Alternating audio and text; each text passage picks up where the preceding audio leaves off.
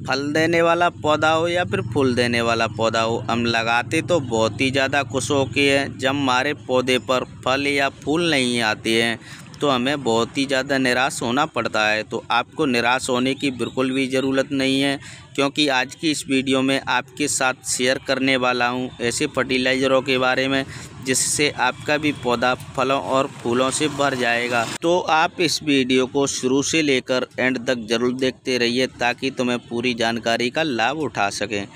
तो दोस्तों, आपने एक बार अपने लौकी के पौधे में यह चीज़ यूज कर दी तो आपका भी लौकी का पौधा फलों और फूलों से भर जाएगा। तो नमस्कार दोस्तों, स्वागत है आप सभी का हमारे लाइव गार्डन टिप्स चैनल पर। तो चलिए दोस्तों, वीडियो को शुरू करते हैं। तो जैसा कि दोस्तों और आप सामने देख पा रहे होंगे, हमारे इस लौकी के पौधे पर काफ़ी ढेर सारे फल आए हुए हैं, जो कि आप सामने देख पा रहे होंगे।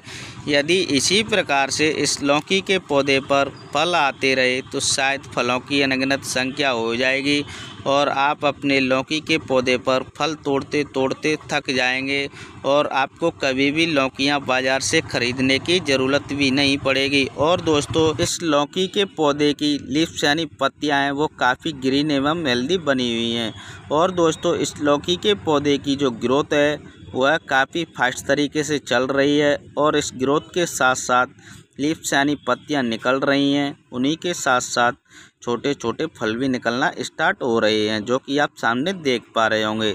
तो चलिए सबसे पहले अब हम बात कर लेते हैं लौकी के पौधे की केयर के बारे में। लौकी के पौधे की केयर किस प्रकार से करनी चाहिए जिससे लौकी का पौधा फलों और फूलों से भरा रहे।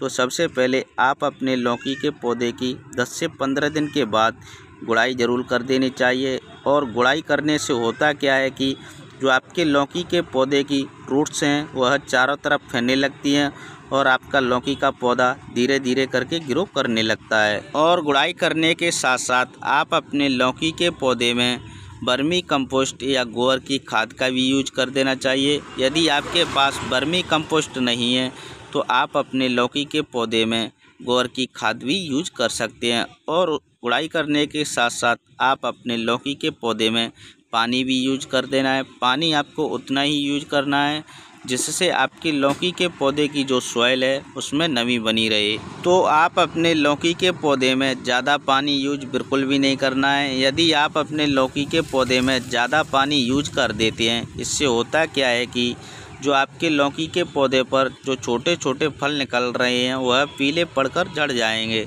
तो आपको उतना ही पानी यूज करना है जिससे आपके लौकी के पौधे की जो सॉइल है उसमें नमी बनी रहे। तो चलिए दोस्तों, अब हम बात कर लेते हैं कुछ खाद और फर्टिलाइज़रों के बारे में। लौकी के पौधे में कौन सा खाद और कौन सा फर्टिलाइज़र यूज करना है जिससे लौकी के पौधे पर यह छोटे छोटे फल आए हुए हैं वो कुछ ही दिनों में बड़े हो जाएं। तो जैसा कि दोस्तों और आप सामने देख पा रहे होंगे, इस लौकी के पौधे की जो ग्रोथ है वह काफ़ी फास्ट तरीके से चल रही है और इस ग्रोथ के साथ साथ छोटे छोटे फलों की अनगिनत संख्या हो रही है। तो चलिए दोस्तों, अब हम चलते हैं लौकी के पौधे की रूट्सों की ओर। तो जैसा कि दोस्तों और आप सामने देख पा रहे होंगे, अब हम आ चुके हैं लौकी के पौधे की रूट्सों की ओर, जो कि आप सामने देख पा रहे होंगे। तो चलिए दोस्तों, सबसे पहले मैं इस लौकी के पौधे की गुड़ाई करना शुरू कर देता हूं। जैसा कि आप सामने देख पा रहे होंगे, मैंने यहां पर इस लौकी के पौधे की गुड़ाई करना शुरू कर दिया है।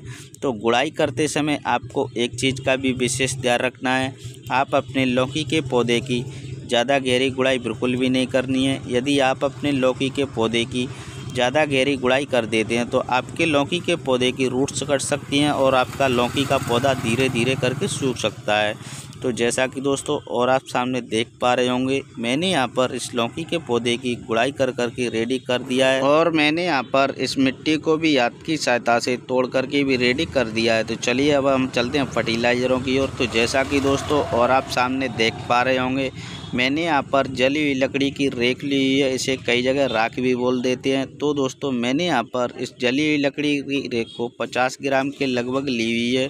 तो चलिए जल्दी से मैं इस जली हुई लकड़ी की रेक को लौकी के पौधे में डाल करके भी तैयार कर देता हूँ। और उसके साथ साथ जो दूसरी चीज़ ली है वो मैंने यहाँ पर DAP ली है। DAP को मैंने यहाँ पर 15 ग्राम के लगभग ली है। तो चलिए दोस्तों इस DAP को भी इस लौकी के पौधे में डाल करके भी तैयार कर देता हूँ। तो जैसा कि दोस्तों और आप सामने देख पा रहे होंगे, मैंने यहाँ पर इन दोनों चीज़ों को इस लौकी के पौधे की जो दूर दूर तक गुड़ाई की थी इसमें चारों तरफ डाल करके भी तैयार कर दिया है। तो चलिए दोस्तों मैं इन दोनों चीज़ों को हाथ की सहायता से मिक्स कर करके भी तैयार कर देता हूँ। तो जैसा कि दोस्तों और आप सामने देख पा रहे होंगे, मैंने यहाँ पर हाथ की सहायता से इस सॉइल में इन दोनों चीज़ों को मिक्स कर करके भी रेडी कर दिया है।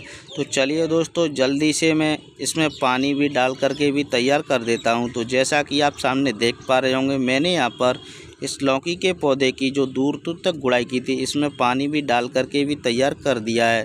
तो दोस्तों आप इतना काम कर लेते हैं तो आपका भी लौकी का पौधा इसी प्रकार से फलों और फूलों से भर जाएगा। तो चलिए दोस्तों फिर मिलते हैं किसी नए टॉपिक के साथ, तब तक के लिए थैंक यू।